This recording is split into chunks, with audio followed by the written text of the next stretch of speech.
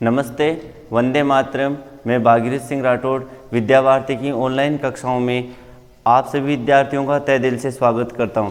मेरे प्यारे विद्यार्थियों, आज की इस भौतिक विज्ञान की कक्षा में सबसे पहले हम लोग स्थिर विद्युत की लेसन को पढ़ते आ रहे हैं। उसी स्थिर विद्युत की लेसन में आज का जो हमारा टॉपिक रहेगा वो है आवेशों के मध्य कूलाम नियम स्थिति सदिश के पदों में।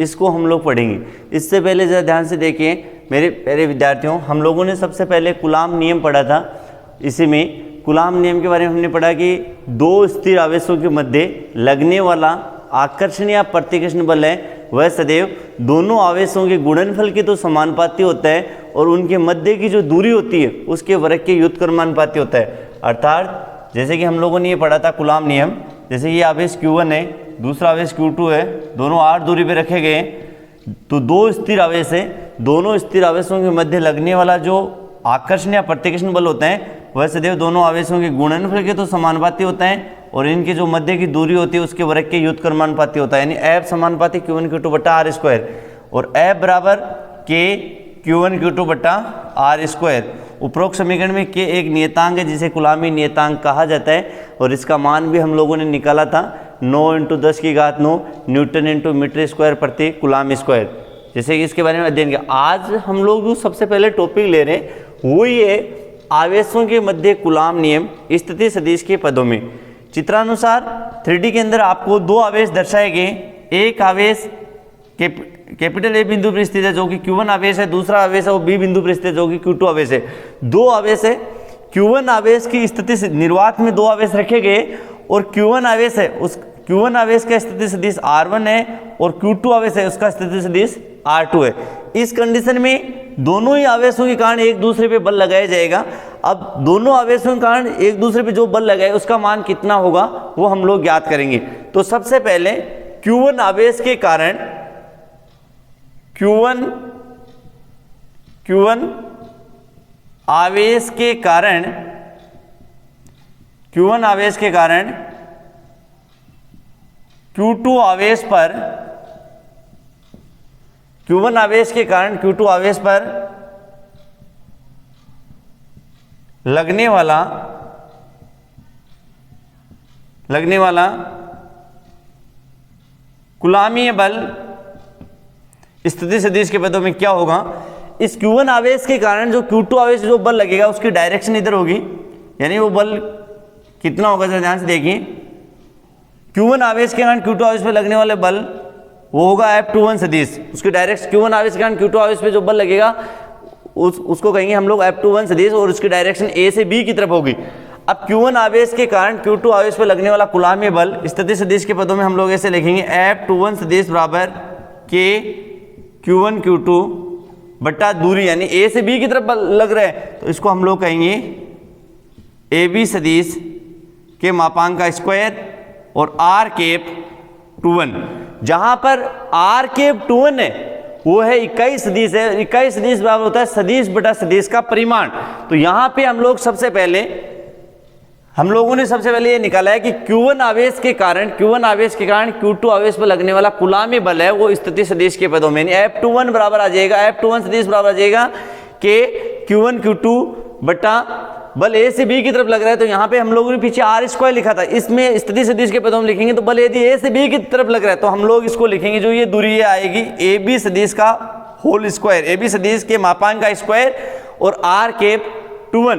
ये है Q1 आवेश से Q2 आवेश की तरफ लगने वाला कूलामी बल स्थिति सदिश के पदों में। यहाँ पे जरा ध्यान से देखिए जो AB सदिश आ रहे हैं, AB सदिश इसको स्थिति सदिश में ऐसे लिखेंगे हम लोग। AB सदिश को लिखते हैं कि B का स्थिति सदिश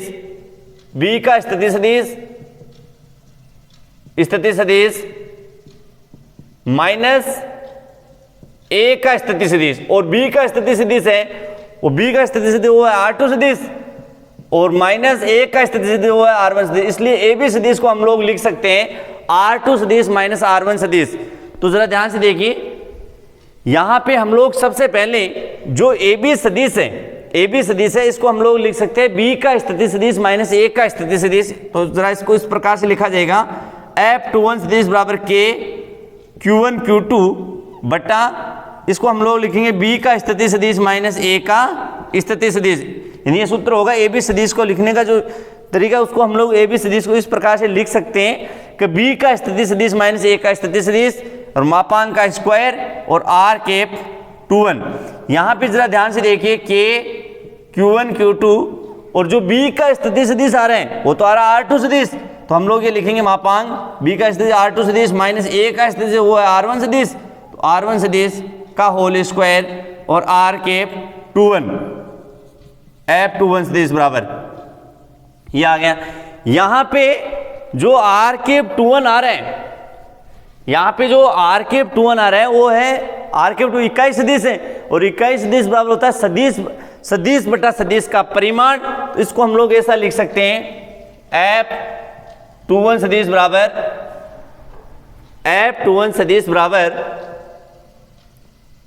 F21 सदिश बराबर के Q1 Q2 बटा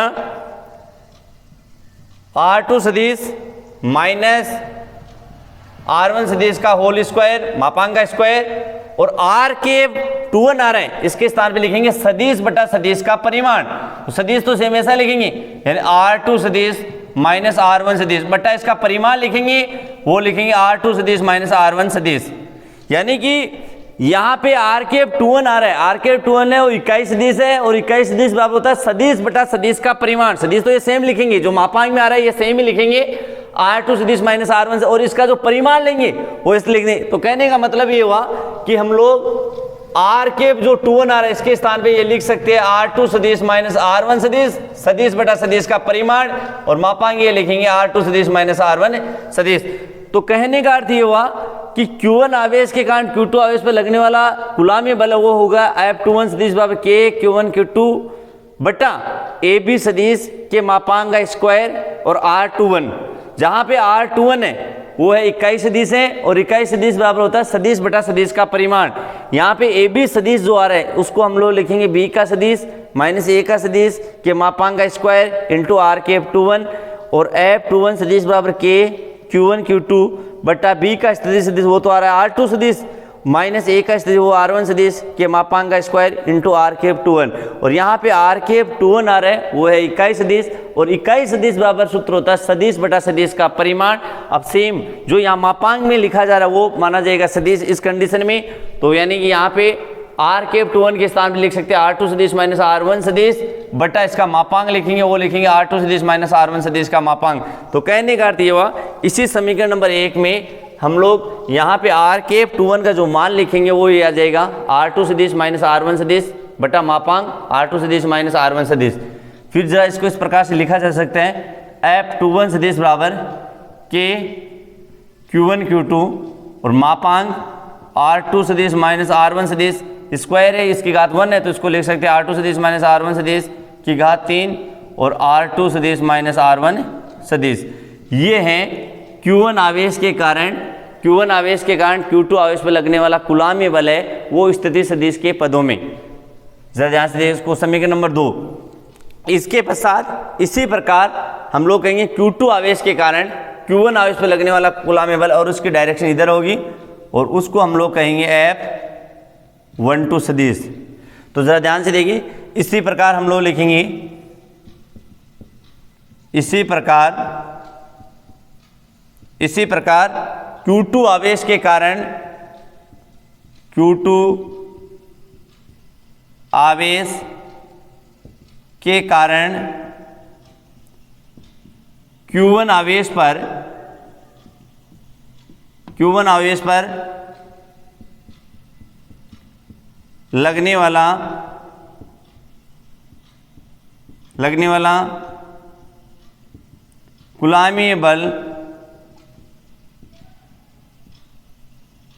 स्थिति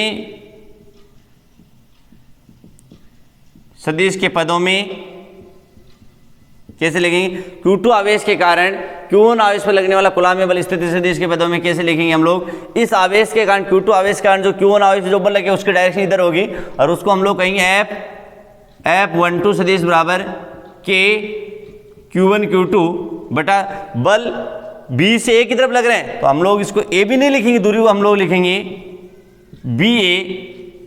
BA सदिश के मापांक का स्क्वायर और R के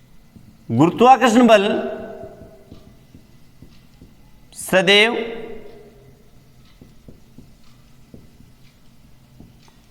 आकर्षण प्रकृति का होता है। स्थिर विद्युतीय बल आकर्षण या प्रतिकर्षण प्रकृति का हो सकता है, जबकि गुरुत्वाकर्षण बल है सदैव आकर्षण प्रकृति का होता है। सेकंड, स्थिर विद्युतीय बल है वो सदैव दो स्थिर आवेशों के गुणनफल के समानुपाती होता है। या हम लोग ये कहेंगे स्थिर विद्युतीय बल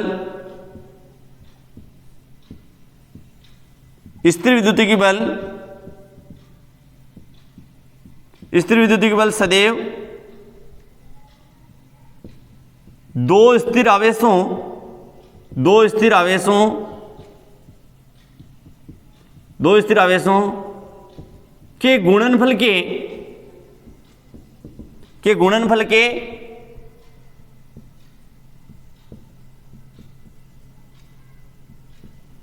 के समानुपाती होते हैं।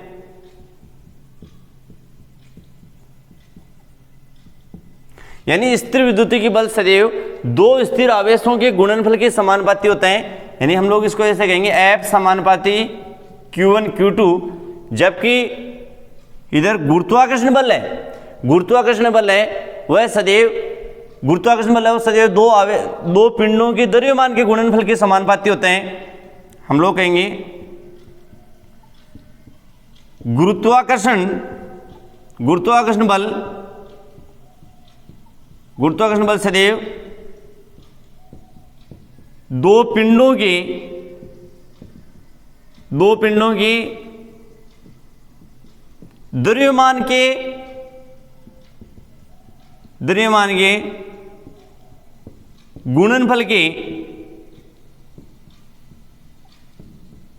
के गुणनफल के समानुपाती होता है।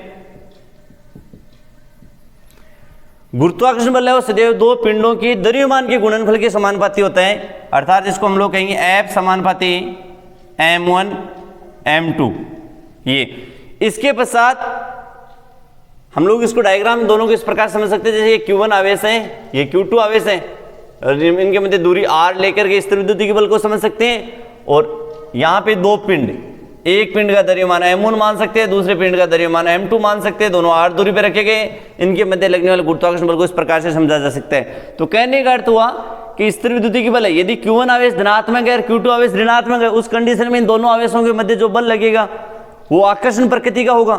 तो कहने मतलब यदि स्थिर विद्युतीय बल है वो आकर्षण प्रकृति का भी हो सकता है और प्रतिकर्षण प्रकृति का भी हो सकता है, और किंतु गुरुत्वाकर्षण बल है वो सदैव आकर्षण प्रकृति का होता है। और सेकंड हम लोगों ने कहा कि स्थिर विद्युतीय बल है वो तो सदैव दो आवेशों के गुणनफल के समानुपाती होते हैं, जबकि गुरुत्वाकर्षण बल है वो सदैव दो पिंडों के द्रव्यमान के गुणनफल के समानुपाती होते हैं। इसके पश्चात जो तीसरा जो अंतर है वो थर्ड अंतर, उसको हम लोग ये कहेंगे स्थिर विद्युतीय बल है वह सदैव दोनों आवेशों के मध्य की दूरी के वर्ग के व्युत्क्रमानुपाती होते हैं। स्थिर विद्युतीय बल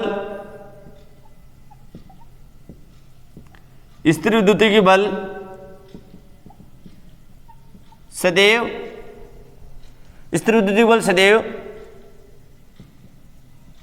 दो आवेशों के मध्य की दूरी की स्थिर विद्युतीय बल सदैव आवेशों के मध्य की दूरी की स्थिर विद्युतीय बल सदैव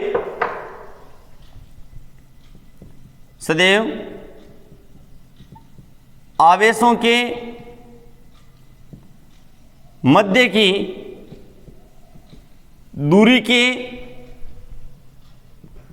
वर्ग के व्युत्क्रमानुपाती होता है।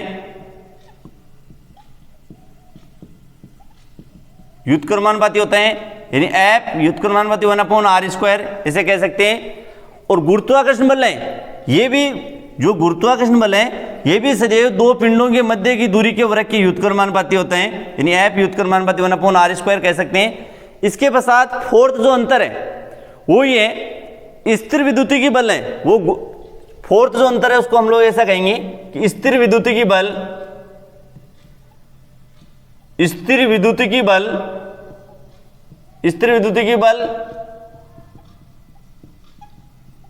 गुरुत्वाकर्षण बल की तुलना में स्थिर विद्युतीय बल गुरुत्वाकर्षण बल की तुलना में 10 की घात 36 गुना शक्तिशाली होते हैं। और इधर कह सकते हैं ये इस तुलना में दुर्बल होता है। तो कहने का मतलब ये हुआ कि इस प्रकार से हम लोग स्थिर विद्युतीय बल और गुरुत्वाकर्षण बलों में अंतर बता सकते हैं। पहला अंतर हमने पढ़ा है कि स्थिर विद्युतीय बल है वो आकर्षण या प्रतिकर्षण प्रकृति का हो सकता है, जबकि गुरुत्वाकर्षण बल है वो सदैव आकर्षण प्रकृति का होगा। और स्थिर विद्युतीय बल सदैव दो स्थिर आवेशों के गुणनफल के समानुपाती होते हैं, जबकि गुरुत्वाकर्षण बल है वो सदैव दो पिंडों के द्रव्यमान के गुणनफल के समानुपाती हो सकते हैं। स्थिर विद्युतीय बल सदैव आवेशों के मध्य की दूरी के वर्ग के व्युत्क्रमानुपाती होता है, गुरुत्वाकर्षण भी व्युत्क्रमानुपाती होता है। कि चौथा जो अंतर है वो ये कहता है कि स्थिर विद्युतीय बल है वो गुरुत्वाकर्षण बल की तुलना में 10 की घात 36 गुना शक्तिशाली होते हैं। जैसे कि मेरे प्रिय विद्यार्थियों, आज की वीडियो में हम लोगों ने सबसे पहले तो कूलाम नियम को स्थिति सदिश के पदों में पढ़ा था। फिर सेकंड जो हमने टॉपिक लिया वो है स्थिर विद्युतीय बल और गुरुत्वाकर्षण बलों की तुलना, इसको पढ़ा है। और लास्ट में हम लोगों ने ये पढ़ा है कि स्थिर विद्युतीय बल है वो गुरुत्वाकर्षण बल की तुलना में 10 की घात 36 गुना शक्तिशाली होता है, यानी स्थिर विद्युतीय बल शक्तिशाली होता है। इसको अगले वीडियो में हम लोग प्रूफ के साथ में पढ़ेंगे कि आखिरकार किस प्रकार से स्थिर विद्युतीय बल है वो गुरुत्वाकर्षण बल की तुलना में 10 की घात 36 गुना शक्तिशाली होता है। थैंक्स। अगले वीडियो में फिर आगे के बारे में अध्ययन करेंगे।